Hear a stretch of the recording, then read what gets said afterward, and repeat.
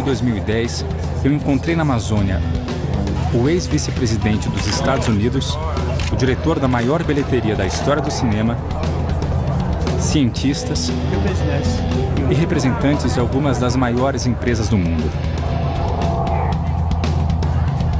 Mas o que essas pessoas têm a dizer sobre a Amazônia? You have to have been living in a cave to not know that there are vast stretches of the Amazon rainforest that have been devastated by clear cutting and logging and just burning it off to create agricultural land. Because of the importance of the Amazon to the entire world, Brazil has an extremely powerful voice on the most important issue that our world has ever confronted. Encontros como esse já aconteceram mais de uma vez na Amazônia. Talvez porque a Amazônia seja um dos assuntos mais em pauta no Brasil e no mundo. Our final story tonight comes to us from the gigantic, largely uncharted rainforest in South America, the Amazon. For decades now, we've been hearing about the disappearing rainforest, but the forest is so vast, it's hard to grasp just how much damage has been done. This is Brazil's Amazon emergency. On a bend in the river, stacks of huge hardwood logs. A Amazônia atrai a atenção do mundo inteiro, mas nem sempre se ouve o que o Brasil, que detém a maior parte da floresta, tem a dizer sobre o assunto. É por isso que nos últimos 2 anos eu viajei uma quilometragem equivalente a uma volta ao mundo para descobrir o que nós, brasileiros, temos a dizer sobre esse tema.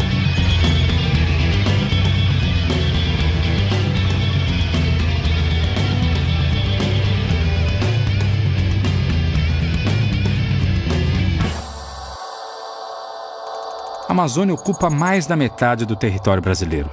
Mas ao contrário do que muitos estrangeiros pensam, o Brasil não é só floresta. Eu, por exemplo, moro numa cidade com cerca de 20 milhões de habitantes, considerada a 4ª maior aglomeração urbana do mundo. Na minha cidade não tem floresta. E as únicas onças que eu vi estão no zoológico.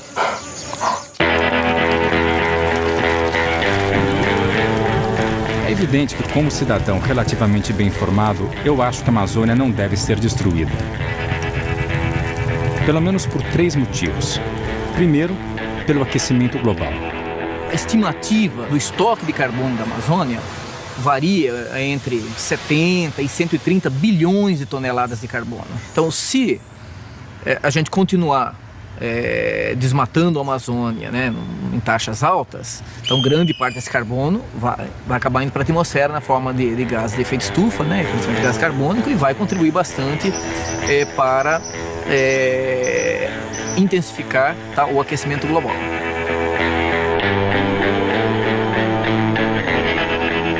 Mas esse não é o único motivo. A importância da Amazônia vai muito além. Nós temos a maior biodiversidade do planeta e essa riqueza de espécies, de ecossistemas e de variabilidade genética que nós temos é um manancial valiosíssimo, tanto para a indústria farmacêutica quanto para a produção de alimentos de grande valor nutricional e alimentício. Se toda a Amazônia for desmatada, nós teremos uma massiva extinção de espécies. Existem milhares e, na verdade, dezenas de milhares de espécies da fauna e da flora na Amazônia que são endêmicas. Elas só existem em áreas muito localizadas da Amazônia. Um desmatamento geral elimina a possibilidade dessas espécies, ou muitas dessas espécies, sobreviverem. Então, será uma extinção biológica de enorme impacto.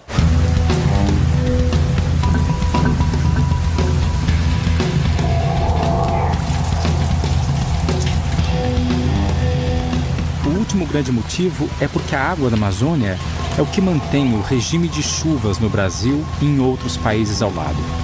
É muito importante para a reciclagem de água, uma coisa que é fundamental para a chuva, não só na Amazônia, mas em todo o Brasil. Inclusive, a geração hidrelétrica no resto do Brasil, Itaipu, etc., depende de água que vem da Amazônia.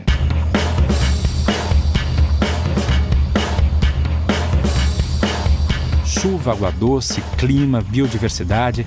A Amazônia é essencial para o mundo. E o Brasil, responsável pela maior parte da floresta, tem que encontrar um caminho novo para desenvolver-se com ela de pé. Se você pegar os países desenvolvidos, eles se desenvolveram a custas dos seus recursos naturais e destruíram os seus recursos naturais. Nós temos hoje uma situação completamente diferenciada. A nós, não só por uma pressão interna, mas também por uma pressão internacional, é exigido um respeito profundo ao nosso ambiente, porque sabidamente ele tem um efeito globalizado. Nós já perdemos aproximadamente 18% da Amazônia brasileira. 1% da Amazônia é muita coisa. 1% da Amazônia é maior que o estado do Rio de Janeiro. Então, a Amazônia é tão grande que esses números, se não forem bem contextualizados, as pessoas acham, então 18, ainda tem 82. Aqui não tem 82, os outros 82 não estão intactos. Parte dessa floresta já foi explorada. A arqueologia nos diz que o homem habita a Amazônia há pelo menos 11 mil anos. Até 1975, menos de 1% da Amazônia estava desmatada. Desde então, quase 18% da floresta foi destruída. Uma área maior do que a França. Bom, o que levou à destruição é a nossa trajetória histórica, econômica e social e institucional. E o governo, de certa forma, foi o grande responsável. Ele pagava para desmatar, ele criou toda uma lógica de que o processo de integração da Amazônia teria que passar pelo desmatamento. Com todas essas informações na cabeça, eu fui até o sul do Pará, uma das áreas mais desmatadas da Amazônia nos últimos 40 anos. É a terra onde mora Lázaro, um fazendeiro que veio há 35 anos para a Amazônia. A minha vinda para o Pará é uma história longa, viu?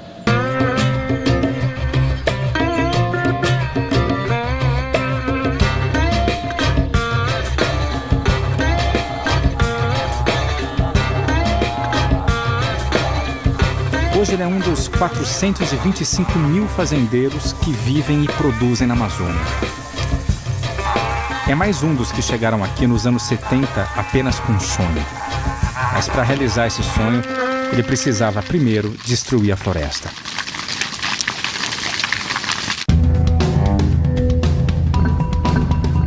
A conquista do Oeste nos Estados Unidos aconteceu no século XIX.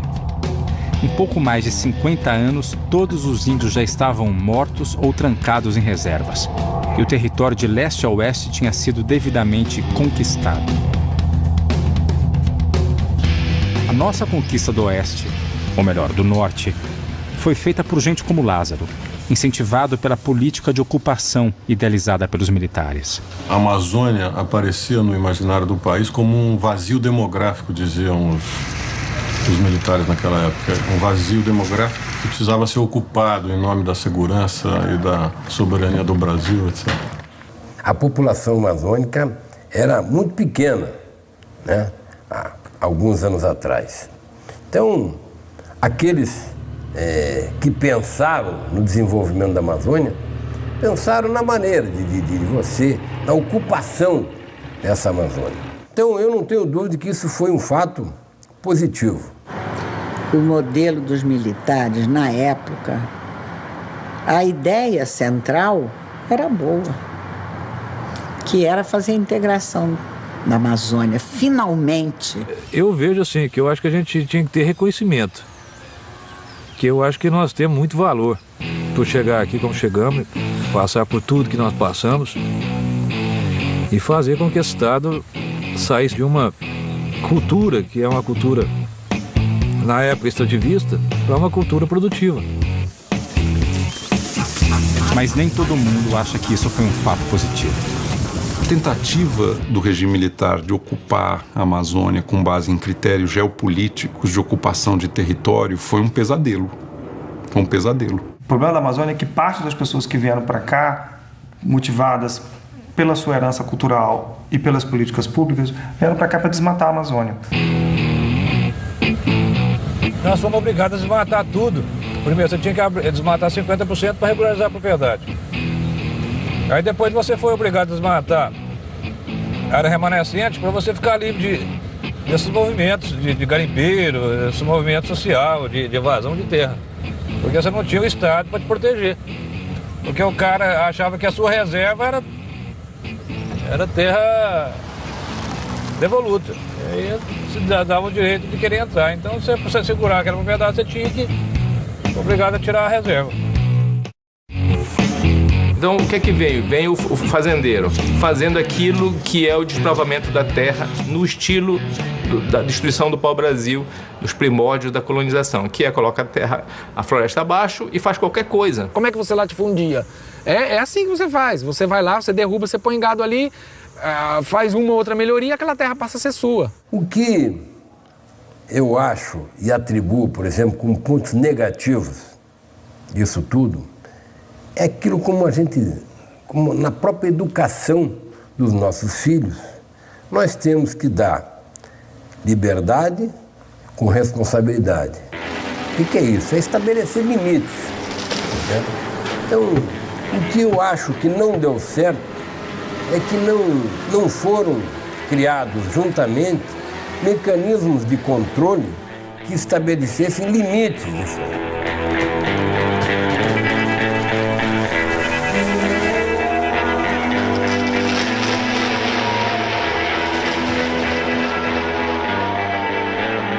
É difícil julgar o que aconteceu 40 anos atrás. Naquela época não se falava em meio ambiente e não havia ameaça do aquecimento global. A floresta, para a maioria, era apenas mato e atrapalhava o crescimento do Brasil. O mais importante era produzir. Porque o Pará tem uma vocação fantástica para a agricultura e pecuária. Por causa do clima, do sol e da chuva, entendeu? Então aqui, e por causa também da logística. Você vê, nós hoje estamos próximos dos mercados consumidores. A pecuária extensiva foi a maneira encontrada para se colonizar os grandes espaços. Nos últimos 40 anos, o total de cabeças de gado na região passou de 1 milhão para 60 milhões. 3 bois por habitante da Amazônia. Existem mais bois aqui do que em toda a Europa Ocidental. Eu vou subir aqui. Todo mundo fala, vamos preservar, vamos preservar, vamos preservar. Quando eu cheguei aqui no Pará, na década de 76, o paraense não conhecia leite de vaca. A carne que se comia no Pará era tudo importado.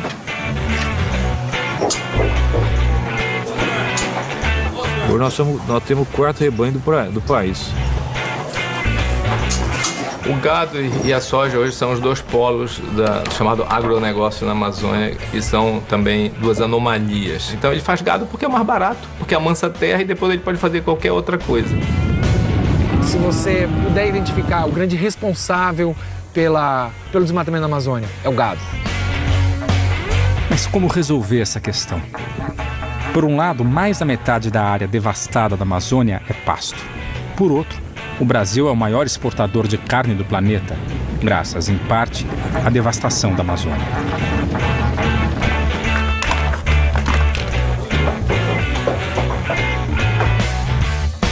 Eu só falo pro meu filho, eu falo, rapaz, pode ser o pior negócio do mundo, mas eu não paro de criar boi. Entendeu? Até só paro no dia que eu morrer. Criar boi de maneira extensiva pode ser um bom negócio para o Lázaro, mas certamente não é para a floresta. As estatísticas mostram que há menos de 1 boi por hectare nas terras desmatadas da Amazônia.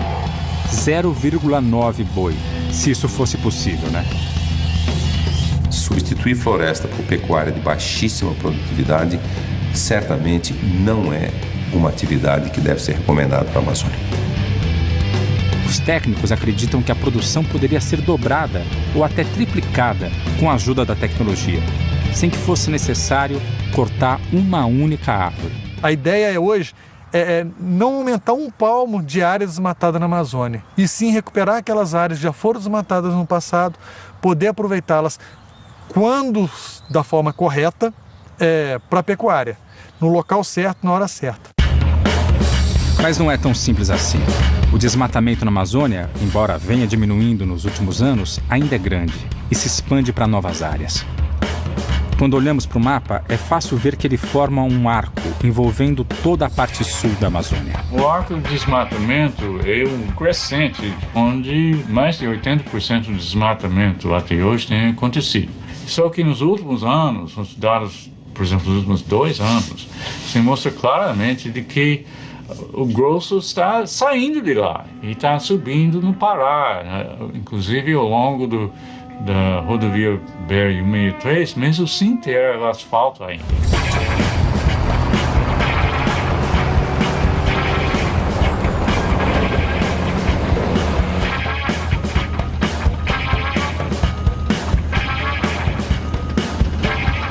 As estradas, elas partiram de uma concepção cartográfica da Amazônia.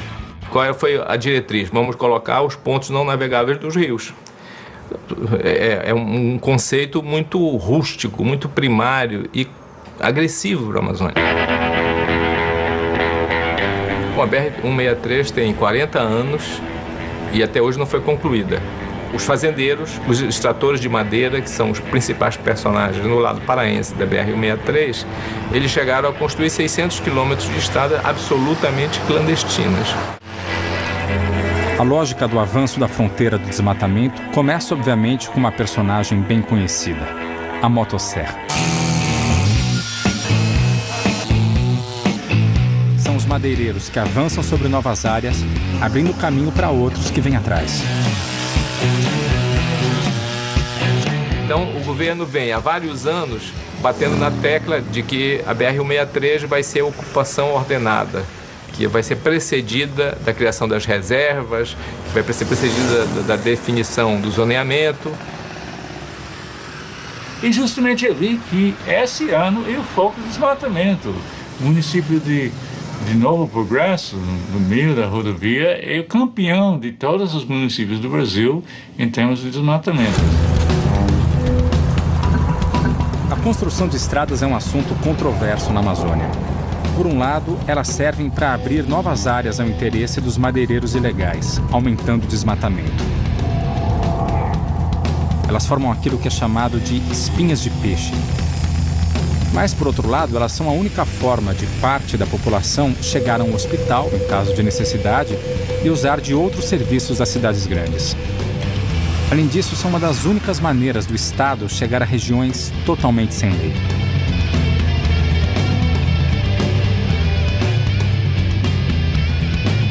Esses aí são funcionários do INCRA, o órgão responsável no Brasil por fazer a reforma agrária, que nada mais é do que uma distribuição mais justa da terra.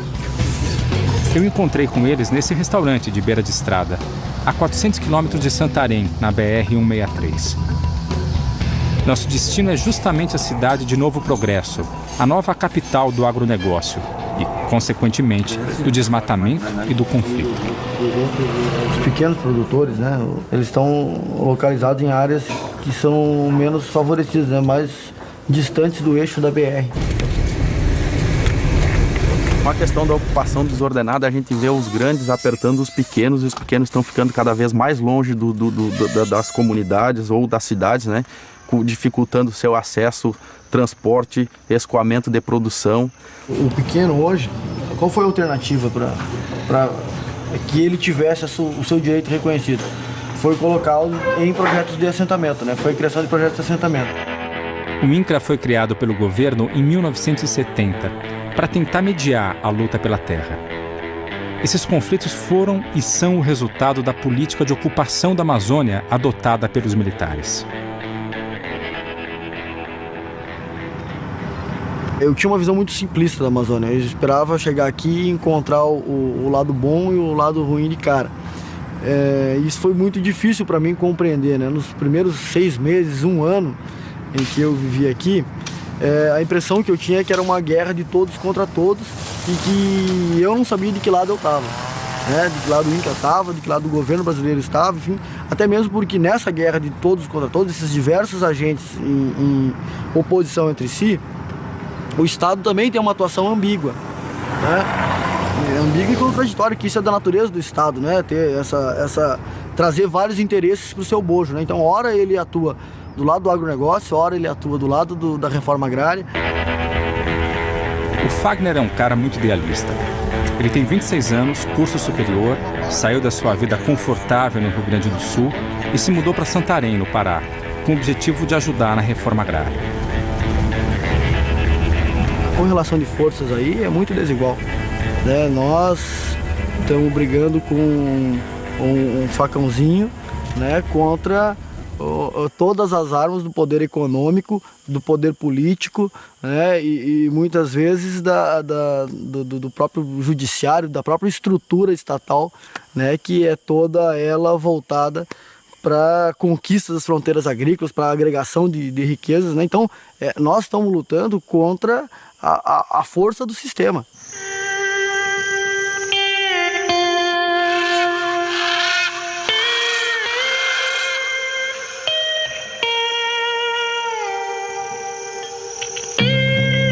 Um dos programas do INCRA é fazer assentamentos sustentáveis para pequenos agricultores. Como esse da Dona Marli, que eu tive a oportunidade de conhecer.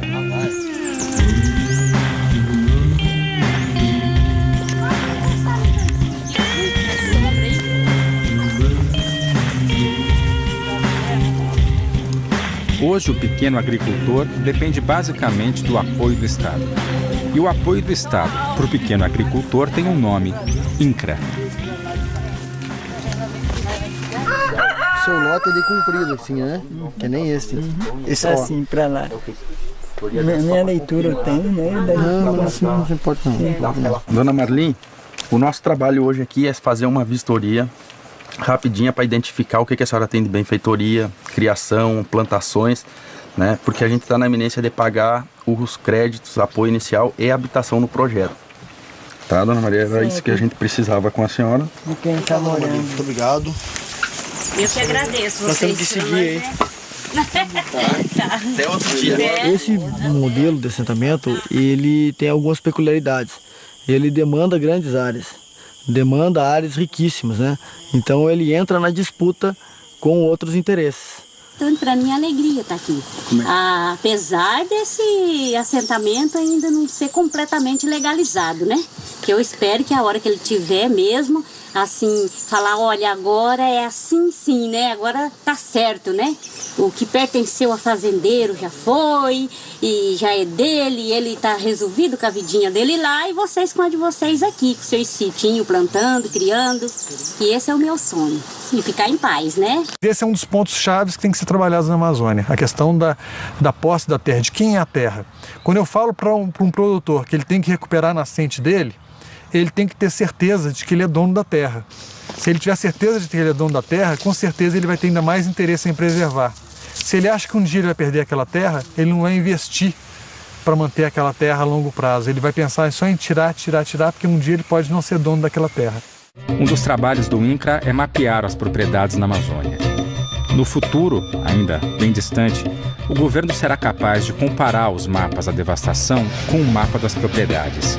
E aí sim, descobrir quem são os verdadeiros responsáveis pelo desmatamento e aplicar a lei. Tem uma contradição na política do governo de, em parte, jogar do lado da solução e, em parte, jogar do lado do problema. Quando o governo coloca um assentamento de reforma agrária numa área de floresta, ele está do lado do problema. Ele está, de fato, usando a floresta para resolver, no curto prazo, uma demanda social, mas no médio prazo essa demanda social não vai ser resolvida, porque a floresta não é o local para fazer reforma agrária. Mas o governo, quando cria uma reserva ambiental e numa área que seria desmatada, o governo, de fato, está jogando do lado da solução. Então nós estamos indo com destino a Fazenda Marambaia. É uma fazenda que tem um acampamento sem terra na frente dela. E nós vamos reunir com alguns produtores que estão lá, inclusive o proprietário. Está sendo objeto de especulação desses movimentos agrários liderados por essa sigla MST, né? Que tanto terroriza o Brasil. Chama Gladson Barbosa de Souza. Entrei no movimento em 94, ou seja, agora completou seus 16 anos, né? Esse confronto com os fazendeiros e com os empresários da região é um enfrentamento direto né, na luta pela terra. Então, e hoje ele é um pouco mais acirrado, porque tanto o MST também conseguiu se organizar mais, né, e também os fazendeiros conseguiram se organizar cada vez mais. Quando a gente está discutindo a questão da reforma agrária, para os fazendeiros, o que vem na cabeça deles? Que a gente não vai ficar rico. Quando a gente ocupa a terra, a gente vem com uma proposta de desenvolvimento. Que não é mais incorporar só aquele que vai ficar rico pessoalmente, mas que vai pensar uma lógica de organização para uma sociedade toda, para uma comunidade toda. Se os assentados têm a proteção do INCRA, o Jorge e seus amigos conquistaram seu pedaço de chão militando no MST, o Movimento do Sem Terra. É uma outra forma de tentar equilibrar a disputa pela terra, ocupando fazendas e muitas vezes partindo para o confronto aberto. Nasci na periferia de Belém, num bairro chamado Guamá. Eu acho que como conquista fundamental foi ter espaço de moradia, ter espaço de educação dos meus filhos, que eu não teria se estivesse numa periferia de uma capital. A gente, quando entra numa ocupação, quando a gente vai para um acampamento, a gente vai sabendo que lá a gente vai viver mais e a gente vai viver melhor. Porque a gente quer sair daquelas condições que a gente tinha lá na cidade para construir uma outra. Porque ninguém sai de uma condição de vida para ir para uma outra pensando que vai piorar, que vai morrer, que vai, né? A gente sempre pensa que vai para melhorar, para viver melhor. A dificuldade muito grande dos movimentos sociais se consolidarem na região é exatamente pelas pressões que recebem pelo longo histórico de impunidade daqueles que agem contra os trabalhadores, né? Praticamente todo presidente do Sindicato de Trabalhadores Rurais aqui já recebeu várias ameaças, né? O presidente da associação que combate o madeireiro, né, ele é ameaçado, ele tem a sua casa queimada, enfim, esse é o cotidiano, né, de um lugar em que o Estado esteve ausente durante muito tempo. Hoje isso começa a mudar com a chegada dos órgãos estatais, mas ainda há passos muito tímidos, né? Não se trata apenas de discutir a presença do Estado, mas a qualidade da presença do Estado, né? Quer dizer, todos nós que trabalhamos na Amazônia, pela sociedade civil, no terceiro setor, com os movimentos sociais, advogamos a importância de que haja um aumento qualitativo da presença do Estado na região, mas do chamado Estado democrático de direito. Qualquer Estado não, entendeu? Nós queremos que a justiça funcione, que a polícia apure os fatos, né, que a violência seja reprimida.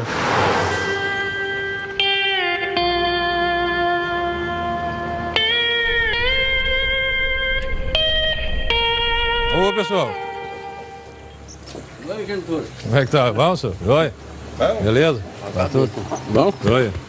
O meu depoimento é como produtor rural na região, município Curionópolis, Fazenda Marambaia. Depois de 35 anos, eu estou sendo ameaçado na porta da minha propriedade por movimento social, que estão acusando de improdutiva, de documento falsificado e mais um tanto de coisa. Então, isso é revoltante para uma pessoa que passou a vida trabalhando, construindo uma coisa, e depois de tantos anos, você vê a coisa que parecendo que vai ruir sem apoio de autoridade, sem reconhecimento do Estado.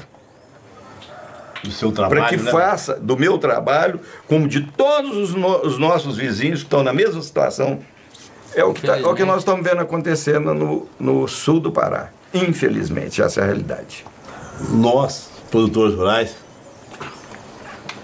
e hoje nós não devemos mais falar fazendeiro, isso acabou. É o produtor rural, né? Que está segurando a balança comercial, não só aqui, mas no Brasil inteiro. Mas nós somos os produtores mais discriminados pelo Estado. Porque nós estamos na Amazônia. Porque estamos aqui na Amazônia e, infelizmente, temos a complacência com esses pseudo-movimentos, que é um verdadeiro favelamento. Quer dizer, se o cidadão já é aculturado, ele é ignorante, e lá no campo, onde ele está sendo assentado, sem a menor estrutura, como hospital, escola, estradas, se ele já não tem perspectiva, não tem essa escola Qual é a perspectiva do filho desse cidadão? Se assenta por emoção. Se assenta por emoção. Por política. Por voto. A busca do voto. Isso nós não suportamos mais. Mas nós resolvemos dar um basta aqui. Aqui, esses movimentos não vão nos empurrar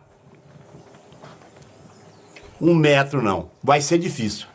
Porque nós vamos reagir e empurrá-los 1 metro para trás. Daqui para frente vai ser dessa maneira. Porque um homem acuado, como nós estamos aqui, ele não mede, às vezes, as consequências. É uma situação difícil.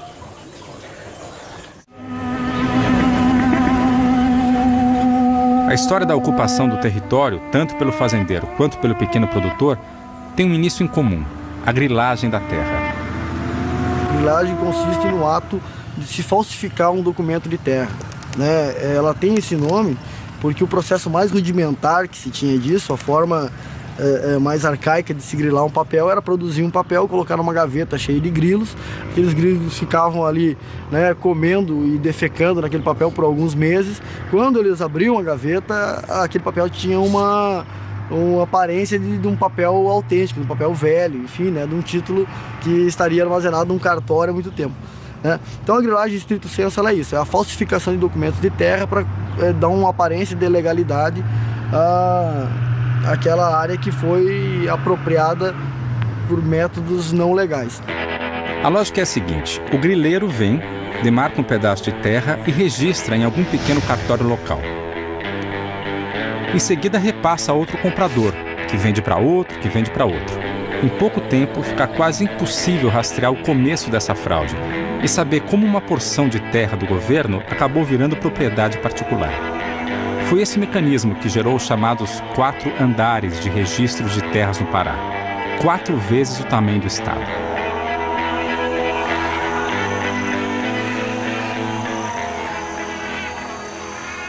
Não, aqui dentro, então, por enquanto, assim, eu tô bem. Sobre esses pessoal aí, todo mundo são meus amigos aqui. Mesmo os caras que perderam aqui, que fizeram esse pedacinho aí, tudo pegou e ficou...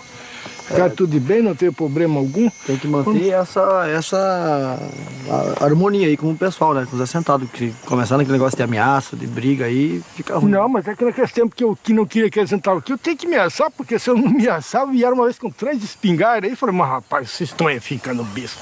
Vocês disseram que vocês não conhecem quem é eu? Eu vou entrar de tal de gauchinho, que vocês falam, não sei, que tá alemão a pressa, um tal de Paraná com a espingarda também. Quando que foi, de repente, tinha 10 gente lá. Falei, rapaz, se vocês não saírem daqui, eu mato todo mundo. Falei, mas como é que você vai matar todo esse pessoal que tem? Você tá sozinho no meio de nós aqui. Nós pega e acaba com você. Falei, vocês nem sabem como é que eu faço. Eu pego e toco veneno dentro da água, mato todo mundo. Daí tem um monte de história do veneno na água, é. Aí foi esse problema aí que eles vieram enchendo o saco desse negócio de veneno da água, né? Então, sei lá, você sabe que essa terra é meu e eu não tenho jeito de pegar e perder isso aqui. Isso aqui é tudo que eu consegui na minha vida, foi isso aqui. Se eu perder isso daqui, a minha vida foi embora. Você comprou de quem? Isso. Quando que eu comprei do Ney Desan, lá do Paraná. Mas você não teve escritura, nunca registrou no cartório, né? Não, só tem... Fizeram um contrato, só um contrato de compra e venda. Mas foi feito no cartório. Então, o senhor siga com a sua plantação, enfim, traz o seu gado aí para aquela parte que está aberta ali, que você está cercando, né? Aí, se a justiça decidir, conforme a justiça decidir, vamos ter que cumprir todo mundo. Né? E se o senhor não voltar atrás, a gente não volta atrás também. O dia que tiver uma decisão judicial, o que perder vai cumprir a decisão judicial. Né? Então tá, até logo. Tudo bem? Próximo. A grilagem de terras leva sempre à expansão das fronteiras do desmatamento e do agronegócio. E cria rapidamente cidades como Novo Progresso, atraindo gente de outras partes do Brasil para explorar e viver da floresta. Todo tipo de transação e de registro de posse de terras tem que passar necessariamente por aqui. Eu fui conhecer o Dr. Mário, dono do único cartório de toda a região, para saber se a grilagem ainda existe. A questão dessa sobreposição de áreas e tal não se aplica a Novo Progresso. Aqui não existe, que seja de nosso conhecimento, nenhum conflito nesse sentido, e esse fato os senhores podem confirmar junto ao juízo da comarca de Novo Progresso que eu estou dizendo da verdade. Bom, com todo o respeito ao Dr. Mário, não foi o que eu vi até agora.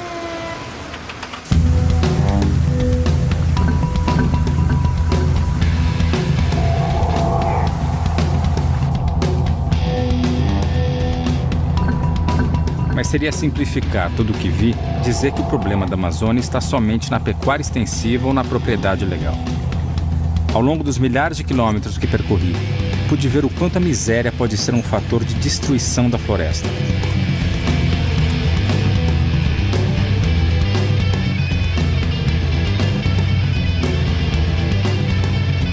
Isso é o que sobrou da currutela do garimpo do Amana, uma das maiores jazidas de ouro da Amazônia das décadas de 70 e 80. A currutela era o lugar onde os garimpeiros vinham torrar o ouro que ganhavam. Esse lugar foi muito movimentado. Foi aqui que eu conheci um outro Lázaro, que também chegou na Amazônia nos anos 70, mas teve uma história bem diferente.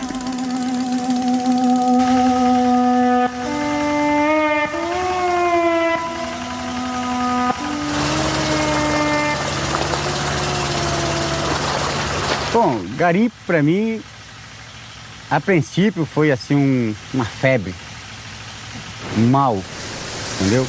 E o bem, porque eu não posso me queixar de garimpo. Ganhei dinheiro com garimpo em 1984, no Marupá, no Alto Tapajós. Nós produzimos uma média de 150 quilos de ouro.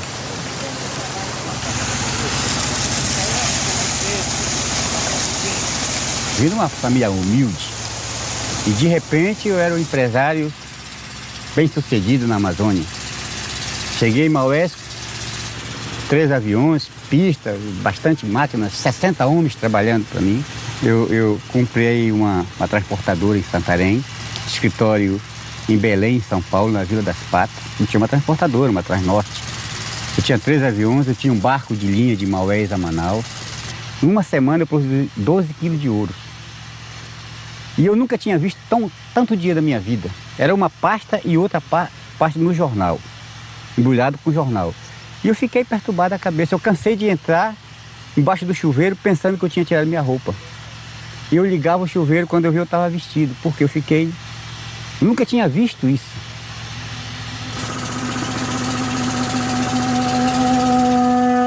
Então eu investi errado, porque eu não tinha tempo para tomar conta disso. Eu botava terceiros, entendeu? E no final não deu certo. E quem ganhou bastante dinheiro, isso aí não tem que negar não. Ganhou bastante dinheiro, isso aí... Mas foi tudo de água abaixo de novo, né? Chegou o ponto de eu não ter nenhuma bicicleta para andar em cima. Quem tinha 4 carros na garagem, casas boas para morar, chegou ao ponto de perder tudo para não ter, né?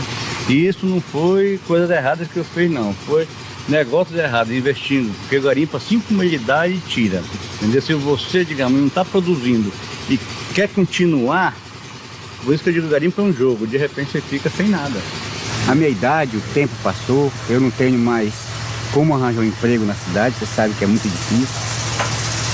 Eu fiz isso aqui um salário para mim, disso aqui eu faço meu ganha-pão. Porque aqui se tiver 15 gramas de ouro a R$60, R$62 o grama, aqui tem o quê? Quase R$1.000, né? Então se você 4 semanas, no caso te sobra R$4.000. Aonde que eu vou ganhar isso na cidade? O emprego, a idade, né? O nosso conhecimento que é pouco. Então, a gente se conforma com isso aqui. E isso aqui que nós sobrevivemos, entendeu? Daqui que nós tiramos o sustento da família, a educação dos filhos. Hoje, se eu tivesse 10 quilos de ouro, eu ia embora.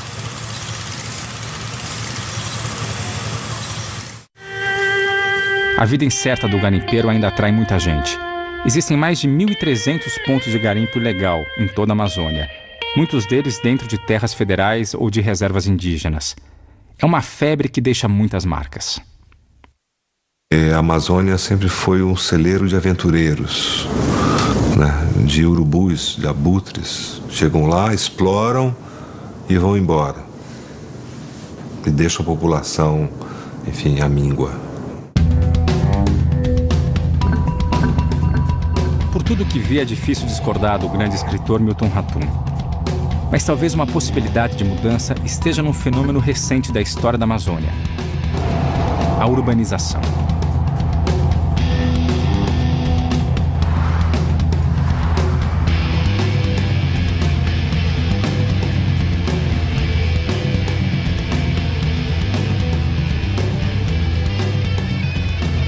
Amazônia hoje está em grande parte urbanizada e há concentrações enormes, né? Talvez o exemplo mais gritante é o estado do Amazonas, onde Manaus é uma cidade enorme, uma metrópole, entendeu? E as outras regiões do estado têm baixa densidade. Então, acho que é importante ter essa visão de que a Amazônia é um sistema enorme e que a Amazônia é água, floresta e diversidade. Ninguém fala das cidades da Amazônia. Os estados fazem os seus zoneamentos sem cidade, como se fosse que a cidade não existe. E, no entanto, 70% da população da Amazônia vive em núcleos urbanos. Acontece que as cidades são cidades absolutamente sem dinamismo algum. São as trocas entre cidades que dinamizam as cidades. E para isso você tem que ter indústria.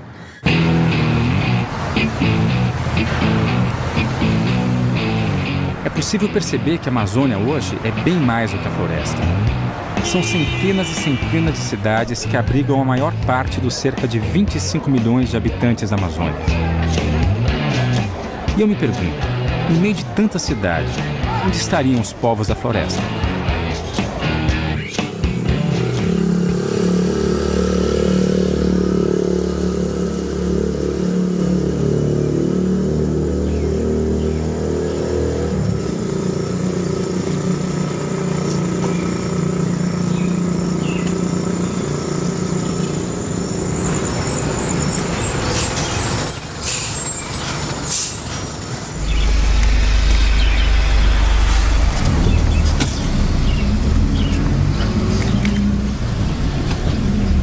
A minha cidade, ela é uma ótima cidade para morar, né? Tem tudo que você imagina, assim. Quando falam que aqui só tem floresta e só tem, tipo, índio, essas coisas, isso me deixa um pouco chateada, porque aqui tem muita tecnologia. Aqui é um estado, né? Um lugar onde tem muita tecnologia. É um lugar, assim, tipo, acho que um paraíso mais modernizado, entendeu?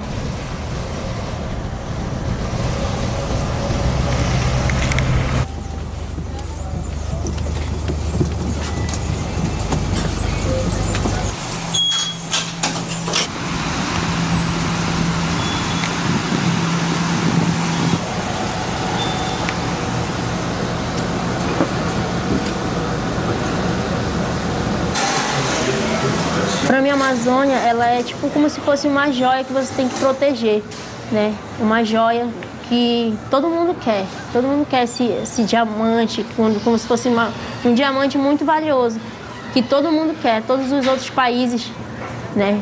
Países fora daqui, Estados Unidos, não sei. E ela é nossa, ela é minha.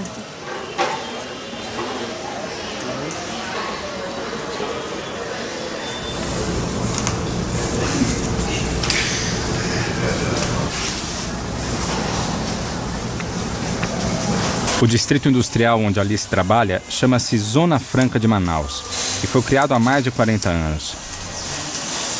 Do mesmo jeito que incentivou a ocupação de terras em toda a Amazônia, o governo quis atrair as empresas para cá, oferecendo condições super especiais.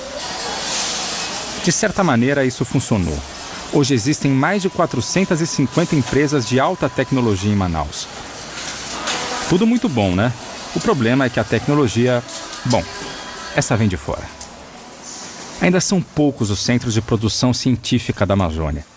Para se ter uma ideia, existem mais doutores na Universidade de São Paulo do que em toda a região amazônica. Eu acho que a chave para você desenvolver a Amazônia, desenvolver produtos na Amazônia, desenvolver a Amazônia, o que a Amazônia tem em termos do seu potencial, ele está estritamente e extremamente vinculado à produção do conhecimento sobre a Amazônia. Há um mundo desconhecido na Amazônia que, com os 3.500 doutores que nós temos do lado brasileiro da Amazônia, vai ser praticamente impossível a gente conhecê-la, sei lá eu, no próximo milênio, alguma coisa desse tipo. E quem consome a montanha de televisores, aparelhos de som e DVD, máquinas fotográficas, computadores, celulares, relógios e motocicletas made in Manaus? Todos nós. A Zona Franca é hoje uma ilha industrial cercada de floresta por todos os lados. O meu maior sonho é ter uma casa confortável. Tenho vontade de ter filhos, de casar, uma televisão.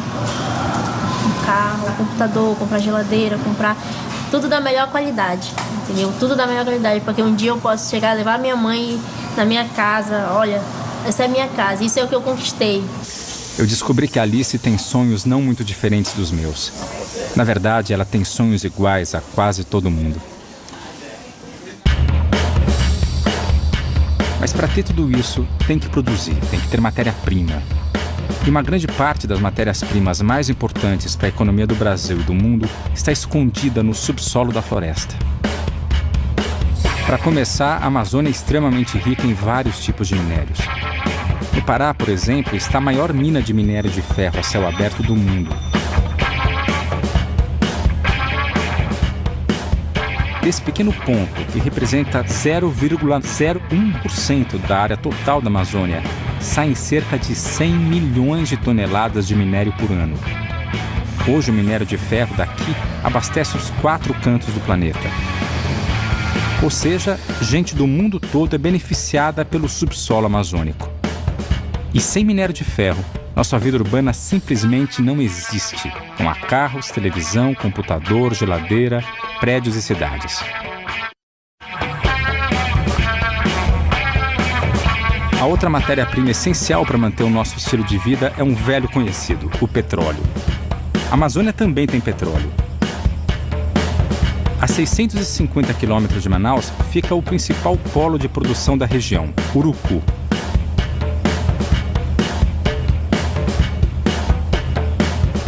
Nessa pequena base, no meio da mata, são produzidos 55 mil barris de petróleo e 10 milhões de metros cúbicos de gás natural por dia. O petróleo é considerado de altíssima qualidade e é usado para pôr gasolina no nosso carro, entre outros usos. E hoje o mundo, consome como um todo cerca de 80 milhões de barris por dia. E pelas projeções que nós temos, daqui a uns próximos 20, 30 anos, talvez estejamos consumindo 100 milhões de barris de petróleo. Porque apesar do esforço que a sociedade tem feito na busca de energias alternativas, esse processo ele tem um tempo de maturação. As projeções sempre indicam que o petróleo, o gás e o petróleo continuarão por um período, talvez de 30, 50 anos, como uma das principais fontes de energia para esse modelo de sociedade que nós vivemos. A gente sabe que a gente não pode deixar de utilizar os recursos minerais que existem na Amazônia, os recursos petrolíferos que tem na Amazônia.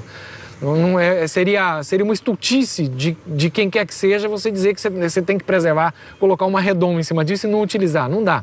Você tem que saber utilizar. Você tem que utilizar com o menor impacto possível.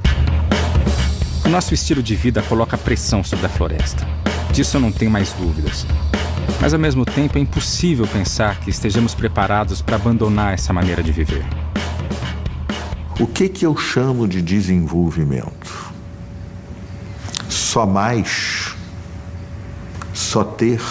Até pouco tempo atrás, desenvolvimento se media simplesmente pelo PIB. Produto Interno Bruto era a medida do desenvolvimento. Hoje, questão de justiça social, questão de distribuição, questão de saúde, a esperança de vida, a mortalidade infantil, todas essas são novas medidas do que seja desenvolvimento. Muitas empresas que estão na Amazônia, extraindo as matérias-primas que garantem a nossa vida do jeitinho que ela é, já estão falando de uma maneira diferente. Do jogo de forças entre o lucro e a responsabilidade com o planeta, surgiu a sustentabilidade. Ah, que palavra bonita! Mas alguém sabe o que isso quer dizer? De verdade. Olha, tem um pesquisador inglês que classificou mais de 20 ou 30 conceitos de sustentabilidade, nem sempre compatíveis entre si. Como toda palavra que entra na moda, ela acaba servindo de pau para toda obra. Eu costumo participar de algumas reuniões científicas por aí e ninguém, eu acho que conseguiu adequadamente definir o termo sustentável, ou sustentabilidade. Ninguém sabe. Nós sabemos que o desenvolvimento atual é insustentável. Eu acredito que nós temos o desafio de fazer uma revolução no processo civilizatório. Os padrões de consumo que nós temos hoje são absolutamente não sustentáveis. para dar uma ideia da magnitude desse desafio, nós precisamos reduzir o nosso consumo de energia em mais de 80% até 2050. Reduzir a conta de luz em 80%? Será que isso é possível? Bom, num mundo como o nosso, onde a economia dita as regras, talvez a única maneira de frear a destruição seja colocar um preço na floresta. A natureza, ela nos presta muitos serviços, do qual nós nunca nos demos conta por pura arrogância, como estão aí de graça ao montão, a gente trata, em linguagem de economista, como bem público. Tá aí, pode usar o ar que a gente respira, eu não pago pelo ar que a gente respira. Se faltar e ficar que nem uma dança de cadeira, vai faltar ar, um vai morrer, você vai ver que na mesma hora vai ter preço. A economia de mercado tem muitas falhas. Uma delas é a incapacidade de dar valor econômico a alguns serviços ambientais que são providos pelas florestas. E existe um movimento muito importante nos últimos anos de atribuição de valor, de quantificação econômica desses serviços ambientais. O que são esses serviços são funções dos ecossistemas a que os homens vêm atribuindo valor, como o carbono, como a água, de certa maneira, como os serviços da biodiversidade, os serviços que a natureza presta. São inúmeros. E tem um, inclusive, que é o existencial, que é, para mim, o mais importante. A natureza é o fundamento da nossa existência, ou não? Mas esse ninguém dá bola.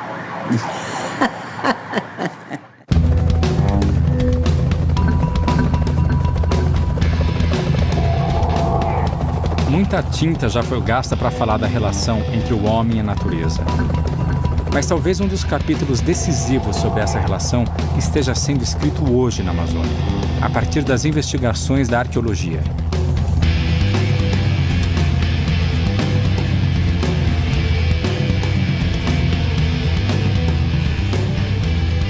A gente sabe hoje que a Amazônia é ocupada há pelo menos 11 mil anos. Os primeiros habitantes chegaram ali há pelo menos 11 mil anos atrás, mas talvez até antes disso. Então a ocupação humana da Amazônia não é muito antiga, ela é milenar. Mas por uma série de questões, que isso tem que ser melhor conhecido, melhor estudado, se criou aquele mito de que a Amazônia, antes da chegada dos europeus, era uma região que nunca foi densamente ocupada. Hoje todo mundo acha que a floresta sempre foi assim, uma mata virgem. Na verdade, os arqueólogos explicam que essa mata é o resultado da ação de milhões de pessoas. Segundo suas pesquisas, existiam cerca de 5 milhões de pessoas na Amazônia antes da chegada dos europeus. 5 milhões de pessoas que conseguiram usar a floresta para viver bem e sem destruir. Algumas dessas intervenções, elas criaram novas configurações paisagísticas que hoje em dia são muito importantes para os ocupantes atuais da Amazônia. Por exemplo, as terras pretas. Com a ocupação que eles tiveram ao longo de dezenas e centenas de anos, eles vão descartando matéria orgânica, né? Das coisas, da comida, processamento de alimentos, cestaria que eles fazem, tudo que é material orgânico, ele vai sendo adicionado ao solo, né? Ele se decompõe e ele forma essa terra preta, que é um solo extremamente fértil. É diferente do solo normal da Amazônia, ele não é um solo original. São procurados hoje em dia pelas populações locais para o plantio, porque eles mantêm as suas condições de fertilidade ao longo dos anos, ao contrário dos solos tropicais normais que perdem rapidamente a sua fertilidade. E nós sabemos hoje em dia, graças à arqueologia e os trabalhos feitos pelas ciências de solo também, que esses solos foram criados pelos antigos habitantes da Amazônia a partir de 5 mil anos atrás, inicialmente na região do Alto Madeira, em Rondônia, e depois em outras partes da bacia amazônica. A gente sabe que a agricultura na Amazônia é muito antiga. A mandioca é uma planta que foi domesticada há milhares de anos, talvez há 8 mil anos atrás. Isso é engenharia genética. Domesticar uma planta, transformar uma planta selvagem numa planta cultivável, como a mandioca, é um conhecimento sofisticado sobre as plantas, sobre a natureza amazônica. Então esse conhecimento existia.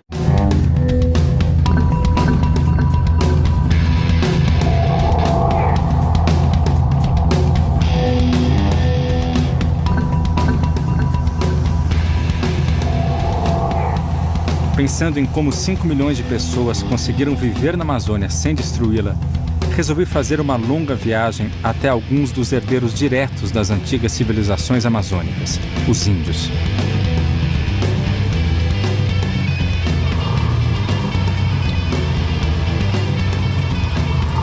Choveu muito aqui, tá mole a pista. Atualmente são mais de 200 povos indígenas na Amazônia, alguns deles sem contato algum com o homem branco. Entre esses povos, existe uma das maiores diversidades de culturas e línguas de todo o planeta. No Brasil são cerca de 160 línguas indígenas. Tá? Na Amazônia, cerca de 2/3, mas de 100 a 110 talvez, na Amazônia. Então, na Amazônia e no Brasil, você tem línguas tão ininteligíveis quanto o russo e chinês, quanto tailandês e inglês, por exemplo. Os índios também lutam pelas terras da Amazônia. E volta e meia seus detratores valem-se de inúmeros preconceitos para desqualificá-los. Um dos preconceitos mais difundidos é o de que a cultura indígena teria desaparecido. Afinal, alguns índios usam bermuda, outros falam no celular. Quem usa essas coisas ainda é índio? Olha, isso é o tipo de preconceito que você tem com minorias. Porque, veja bem, a gente não se veste como nossos pais, nossos avós, nossos bisavós. A gente não come as mesmas coisas, a gente não faz as mesmas coisas, a gente não fala do mesmo jeito. E, no entanto, ninguém põe em dúvida a nossa identidade. Tá certo? Somos brasileiros, ou o que seja, enfim. Isso não é problema.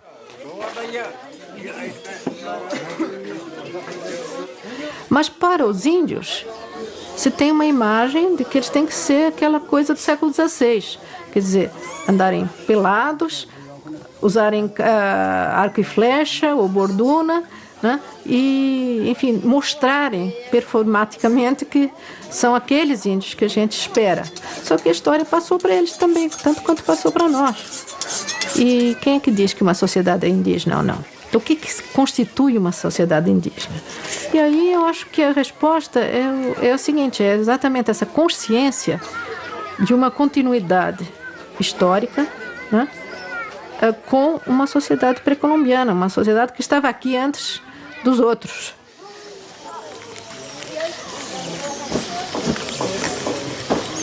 Passar esses dias ali foi uma experiência no mínimo diferente.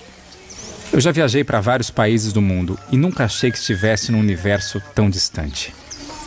Parte desse estranhamento é porque, de um modo ou de outro, a gente é tão educado na cultura europeia que acha que esse é o único idioma cultural do mundo, seja em Nova York, São Paulo ou Paris.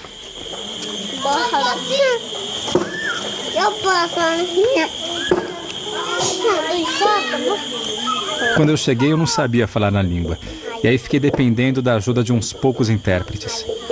A minha sorte é que todos pareciam muito curiosos comigo. Olhavam, escutavam, sempre com paciência. O contrário da minha vida na cidade, onde eu acho que conheço a pessoa em menos de 5 minutos e que logo em seguida tenho mais o que fazer. Lá não é bem assim. Tudo isso com uma calma, num outro ritmo de tempo.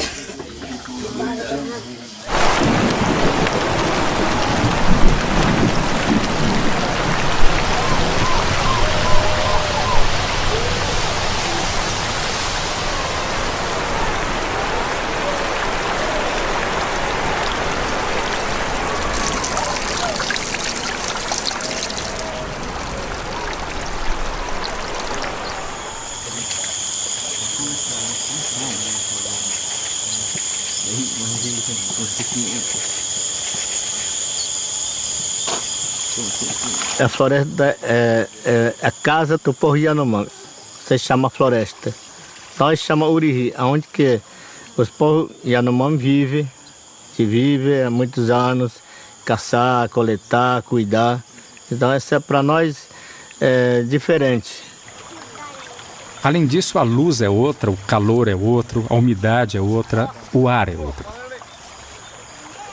Mas talvez o mais estranho de tudo seja a proximidade excessiva de todos no cotidiano, sempre com muita gente do lado. Falo isso porque eu sempre vivi de uma outra maneira, até porque na cidade viver sozinho é normal. Já entre os índios é o contrário, não tem nada mais esquisito do que morar sozinho. Também não sei se eles entendiam direito o que eu estava fazendo lá, Por que eu não estava com a minha mulher, filhos ou pais? Foram horas em que eu mesmo me perguntei o que eu estava fazendo lá, no meio de uma aldeia. Afinal, as aldeias são como grandes famílias que moram juntas. Para nós, Yanomami, para nós índios, nós pensamos que vocês são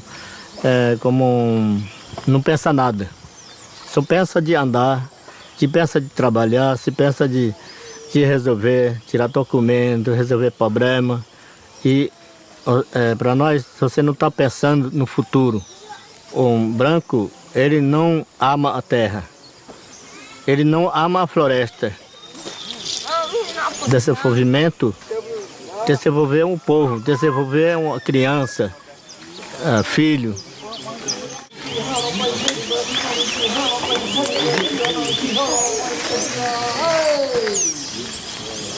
Cada vez mais descubro que não se vai para a Amazônia impunemente. Acho que eu só pude entender um pouco mais esse universo depois que eu fui falar em São Paulo com outras pessoas. Quais as maiores diferenças entre a minha concepção de mundo e a deles? Já começa, digamos, na relação homem-meio, né? Ou homem-terra, se a gente quiser, para chegar mais fundo. Né? Porque, digamos, eu acho que para os povos indígenas, a terra não pertence a eles, são eles que pertencem à terra. Né? Para nós, a terra é um objeto inerte, certo? Mensurável e, digamos, apropriável. Né? Ela pode nos pertencer coletivamente, individualmente, etc. Mas, enfim, a questão da propriedade já é imediatamente colocada. Digamos, a terra não é separada, a floresta não é uma entidade separada de gente, de bicho, de planta, de espíritos, né? E, portanto, você tem que tratar, do ponto de vista cosmológico, com esse todo. Um dos mais influentes pensadores do mundo atual, o antropólogo Eduardo Viveiros de Castro, ajudou-me a entender um pouco melhor a relação entre o homem e a natureza para os índios. São incontáveis os mitos indígenas que começam. No começo, os animais eram gente. No começo, tudo era gente. Há mesmo um mito, Kaxinawá, se não me engano, que começa radicalmente. No começo não havia nada, só havia pessoas. Pra gente o problema não existe esse tipo de problema. Bicho é bicho, gente é gente, né? Agora lá as coisas não funcionam bem assim.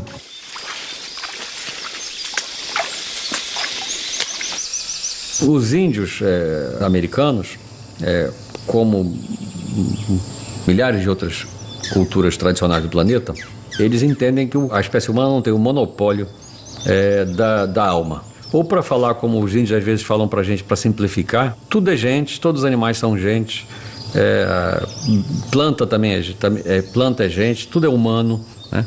Os animais também são humanos, os porcos são humanos, as onças são humanos, os jacarés, as árvores, eventualmente até objetos e artefatos possuem um componente invisível que é humanoide, né, que tem uma forma humana. Existem várias maneiras de dizer isso. Às vezes eles dizem, por exemplo, que os animais são gente por debaixo de uma roupa. Isso que a gente vê é só uma roupa. Quando os animais estão longe da nossa visão, eles tiram essa roupa e ficam iguais a nós. Isso faz com que, por trás desse invólucro, dessa roupa de bicho, exista sempre uma alma humana genérica, né? Um duplo humano, um estado humano.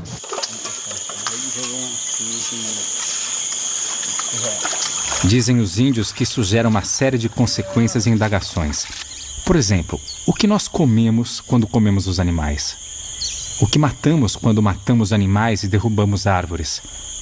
Afinal, se todos são seres humanos, isso deverá ter consequências. Não é um mundo de Walt Disney, né? No qual todos os animais são gente, olha que bonitinho. Precisamente porque todos os seres são humanos, tudo é muito... Você tem que saber onde pisa, porque você nunca sabe com quem está falando, quem está ouvindo, né? E no pé de quem que você está pisando, literalmente.